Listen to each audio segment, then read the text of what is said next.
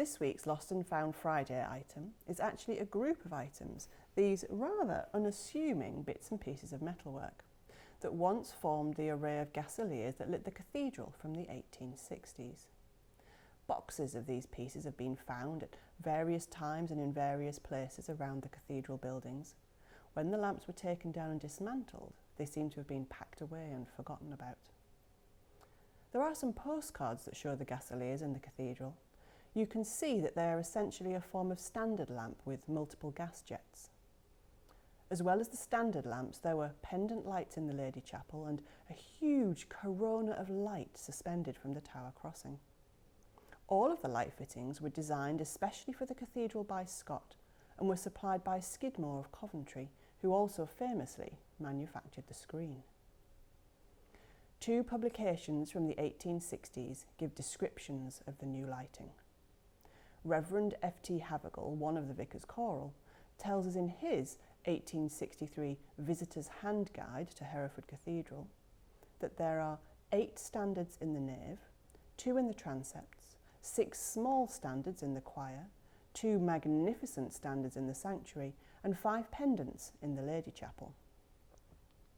Also published in 1863, an article in the Hereford Journal and a guide to the restored portions of the Cathedral Church of Hereford, both by Joseph Jones, give a more fulsome description of the new lights. The standards for the nave were, like the rest of the fittings, specially designed for this cathedral, the circular form harmonising with the Norman arches by the side of which they are ranged. The Lady Chapel has a treatment equally agreeing with its structural characteristics, and its beautiful early English work is illuminated at night by small and delicate pendants hanging from the roof. Though he also gives a very practical accounting of their cost. £250 for the corona, the standards in the nave £35 each, those in the sanctuary £87 each, and each pendant in the Lady Chapel £18. Overall, Joseph Jones thinks that the lighting of the whole cathedral by between 500 and 600 gas jets produces an effect of which it is impossible to convey an adequate idea. Though that doesn't stop him trying. He goes on to say, "A beautiful vista of light gives a perspective which once more restores the lost proportions of the cathedral, and the whole edifice seems bathed in a flood of subdued light. While shadows of Norman arches are intensified, intricate forms of filigree are developed, and unexpected effects of light and shade meet the eye in all directions." But almost 40 years later, another visitor to the cathedral was less than impressed with Scott's corona, commenting, "It is to be hoped that ere long the unsightly modern gasolier suspended from the lantern roof will disappear." Though, to be fair, his concerns seem to be regarding issues of the acoustics rather than the light itself. Gaslighting had become very common in the 19th century, partly because it cost up to 75% less than oil lamps or candles. In the 1820s, Hereford streets began to have the old lamp irons removed and gas standards put in their place. And a gas lamp was placed over the Bishop's Palace gateway in 1830. By 1860, there were many gas lamps all across Hereford, as can be seen by this list.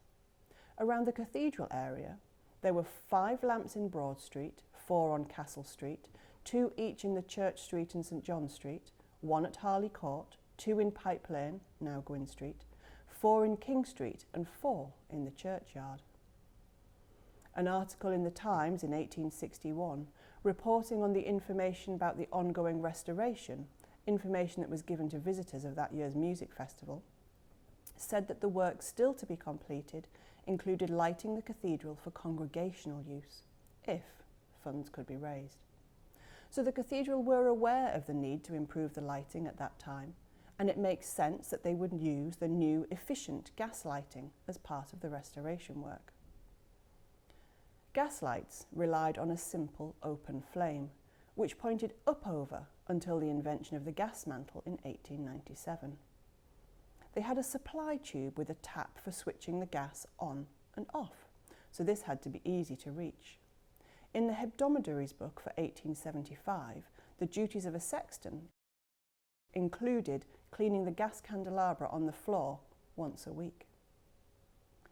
Once the gas lights were installed, the Chapter Act books make ongoing references to them, including, in 1888, the addition of an external light, a pillar lamppost near the north porch, not to be connected to the cathedral's gas meter. This simple reference gives an indication of the supply method. Hereford's gasworks had originally been based in Commercial Road, but in 1880 they moved to a new site at Holmer Road, and from these works, supply pipes were installed across the city to fuel the street lights, as shown in these bust-in images of pipe laying in Gwynn Street, with private users joining to the pipe network via a meter to monitor their usage for billing. The Chapter Act books also include references to the ongoing maintenance. In 1894, the gas burners were repaired. This was because the holes that controlled the quantity of gas supplied could enlarge through rust or wear, which would mean more gas was supplied, leading to greater costs for not necessarily greater efficiency in lighting. But the time of the gaslight would prove to be short-lived. Increasingly, the references in the Chapter Act books are about replacing the lights. In 1902, Chapter accept Dr. Sinclair's offer to replace the standard gas lights in the chancel with electric light. Then in 1906, they agree to spend £50 to extend electric lighting in the nave. And in 1914, they are considering tenders for the installation of electric light in the Lady Chapel. And the following year, they thank Canon Palmer for his generosity in paying for it. The author of the Musical Times piece in 1906, who didn't like the corona, had to wait almost 15 years before it was removed. Here, in 1920, Chapter are obtaining estimates for the removal of the big gas chandelier. Also in the 1920s, Chapter considered requests for electric lighting in the vestry instead of gas, and for electric lighting in the bell tower. The last reference that I found to the Gasoliers was in 1935. Chapter accepted an offer of £5 10 shillings for the old light standards. So the mystery only deepens. If the standards were sold, why do we have so many pieces remaining?